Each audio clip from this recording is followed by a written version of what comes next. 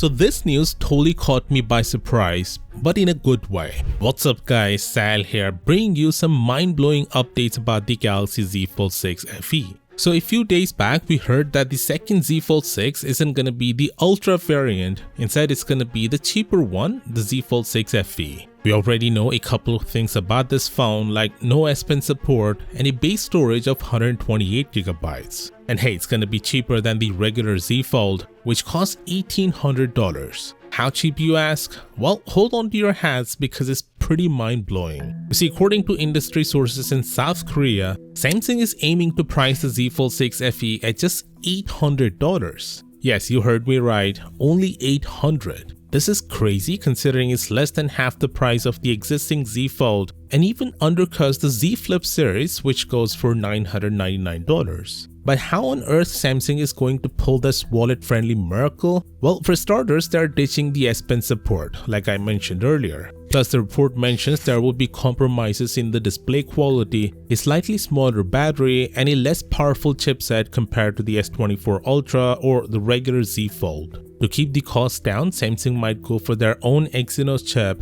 or explore Qualcomm's more affordable options. Speaking of which, Qualcomm recently introduced the Snapdragon 8S Gen 3, designed for affordable high-end smartphones, which could be a contender for the Z Fold 6 FE. Despite these cutbacks, reports suggest that the camera setup will still maintain flagship quality, similar to that of the previous Z Fold 5, featuring either a triple camera array or potentially a dual camera system. This point isn't very clear in the report. It said there isn't any cost cutting in the camera department, so let's wait for further confirmation. Honestly, even with all these cost cutting measures, the $800 price tag still sounds too good to be true for a foldable device, considering they don't come cheap. But if Samsung manages to pull it off, it could totally shake up the foldable market and make the foldables more mainstream. And you know why Samsung is gunning for such an aggressive pricing strategy, right? Samsung recently lost its top spot in the foldable market to Huawei, and its own market share has been on a decline recently. It's dropped from 66% to 60%, which is expected to drop further in the second quarter of this year.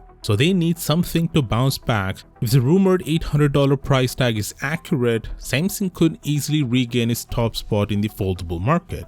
Now I know what you're thinking, what about Apple and their foldable iPhone plans? Well, it's been pushed back. A recent report from Korea suggests that Apple has pushed back the launch of its first foldable iPhone from 2026 to 2027. So still 3 more years, which is a shame. Moving on to another leak about the Galaxy S25 Ultra, the numbers are insane. Check it out right here and I'll meet you there.